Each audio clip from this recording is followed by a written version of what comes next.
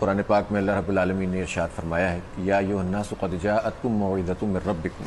وشفاء لما فی الصدور وہدی ورحمۃ للمؤمنین قل بفضل اللہ وبرحمتہ فبذلک فلیفرحوا ھو خیر مما یجمعون کہ انسانوں تمہارے لیے در حقیقت ایک بہترین واعظ اور نصیحت آ گئی ہے تمہارے رب کی طرف سے، اور یہ دلوں کی بیماری کی شفا ہے، اور یہ ہدایت ہے اور رحمت ہے مومنین کے لیے۔ اور نبی صلی اللہ علیہ وسلم ان سے کہہ دیجئے کہ جو اللہ نے آپ پر فضل فرمایا ہے، مومنین پہ فضل فرمایا ہے، اور جو رحمت فرمائی ہے، اس پر انہیں جشن منانا چاہیے، خوشیاں منانی چاہیے۔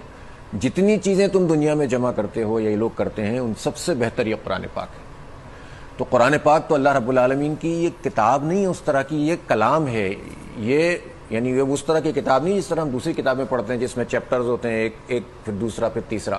یہ تو اللہ تعالیٰ کا خطاب ہے بندے کے ساتھ، اور اس کا موضوع انسان بالکل درست، اور اس میں ہدایت کا رستہ ہے، اور اس میں ظاہر بنیادی باتیں ہیں، علماء کرام یہاں موجود ہیں، اس میں عقائد ہیں، جس میں اعمال ہیں، اس میں ایام اللہ ہیں، کہ جس میں بتایا جاتا ہے کہ قوموں کے عروج و زوال کے کیا کہانیاں ہیں، کون سی قوموں کو اللہ تعالیٰ عروج دیتا ہے، کیوں زوال آتا ہے، کیوں عذاب آتے ہیں، کیوں لوگوں کی پکڑ ہوتی ہے، وہ کون سے کام ہیں جو انفرادی دائرے میں کرنے کے ہیں، وہ کون سے ہیں جو خاندان میں کرنے کے، وہ کون سے ہیں جو پورے نظام کی صورت میں اور ریاست کی صورت میں۔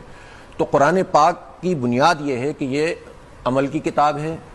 اس کو زندگی کا نظام بنانے کی بات کی گئی ہے، اس کو زندگی کے کسی ایک گوشے کے اندر محدود کرنے کی بات نہیں ہے۔ قرآن اور سلطان جڑواں بھائی حدیث میں آتا ہے، سلطان اگر قرآن کے بغیر ہے تو سلطانی نہیں ہوگی، معاملہ نہیں بنے گا، اور قرآن اقتدار کے بغیر ہے تو پھر اس کا مطلب ہے کہ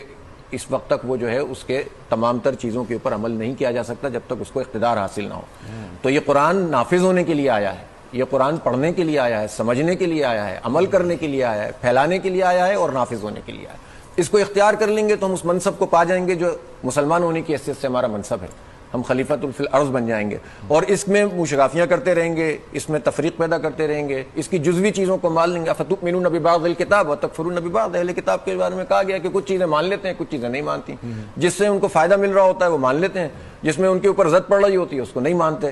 تو یہ سب کو جوڑنے والی کتاب ہے۔ اور آخری بات میں ضرور عرض کروں گا کہ قرآن عظیم الشان کو رسول پاک صلی اللہ علیہ وسلم سے جدا کر کے نہیں سمجھا جا سکتا۔ آپ صلی اللہ علیہ وسلم کی شان کو سمجھنا ہو تو قرآن پڑھنا پڑے گا، اور قرآن کو سمجھنا ہو تو رسول پاک صلی اللہ علیہ وسلم کی سیرت کا، آپ کی جد و جہد کا، آپ کے مشن کا، اور آپ کے 23 سال کی زبردست قسم کی تحریک کا مطالعہ کرنا پڑے گا، تب پتہ چلے گا کہ قرآن کیا ہے۔